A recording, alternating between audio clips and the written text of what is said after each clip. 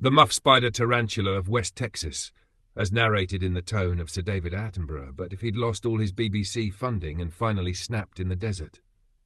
In the vast, sun-scorched undercarriage of the Texan terrain, somewhere between the sins of Amarillo and the baked backside of Big Bend, lurks a creature so unapologetically hirsute, so biblically shaggy, that naturalists the world over have either dismissed it as legend or refused, flat out, to document it without at least 3 double whiskies and a cigarette.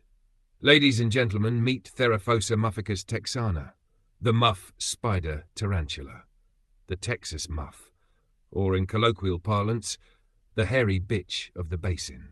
Now you may think you've seen hairy spiders, perhaps you've come across the Brazilian salmon pink bird-eater or the Goliath, whatever the bloody hell they're calling it this year, but those are merely furry. What we're dealing with here is something textural, a species that doesn't simply have hair, but appears to have chosen it, consciously, as a lifestyle, a manifesto of follicular defiance. This is not a spider, this is a walking muff, and not just any muff. We're talking pre-waxing Renaissance-era muff, medieval muff, Viking ship figurehead muff. You could lose a comb in this bastard and not get it back for a season. Biologists who've attempted to tag the muff spider often return trembling, eyes glassy, muttering phrases like "it looked back at me" or "I found a sock in it." One intern from UT Austin is still missing.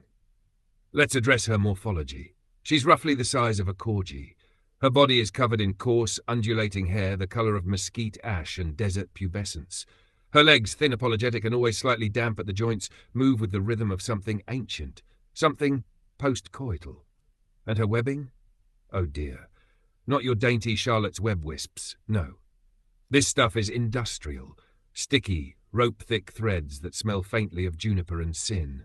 If you've ever tripped in a ravine in the Pecos and come up looking like you've been rejected by a pornographic tumbleweed, congratulations, you've encountered muff silk. Her lair, curiously, resembles the inside of a forgotten band van, warm, slightly musky, and full of things no one wants to explain. Rusted bottle caps, a harmonica, possibly a toenail that belonged to someone famous.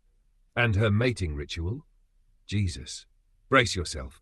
Once a year, under a swollen, tequila-drenched moon, the muff emits a low-frequency purring moan, not unlike a Dodge Ram engine idling at a truck stop.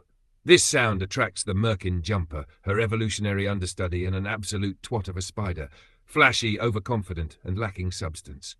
He arrives with much fanfare, flipping through the brush, legs waxed and ready, vibrating with hope. She watches, she waits, and then she smothers him. Not violently, sensually, with hair. He disappears beneath a mat of heritage-grade leglocks, like a man swallowed by an Elizabethan throw rug. Post-coitus, she leaves what's left of him in a ceremonial pile. Some say it's to nourish her young, others claim it's just for the aesthetic. Either way, it's haunting. Make no mistake, Theraphosa mufficus texana is not to be domesticated, bred, or monetized. She has never appeared on a stamp. She doesn't trend on TikTok. She is not your influencer spider. She is Texas incarnate. Wild, leathery, profoundly unshaven. To witness her in the wild is to glimpse the raw, untamed vagina of evolutionary possibility, and to run, terrified, back to your Jeep. Final note. Those attempting to relocate a muff spider are advised to carry duct tape, a quart of warm beer, and a priest. Should one choose to nest in your boot, your best option is to simply thank her for her service and buy a new fucking boot.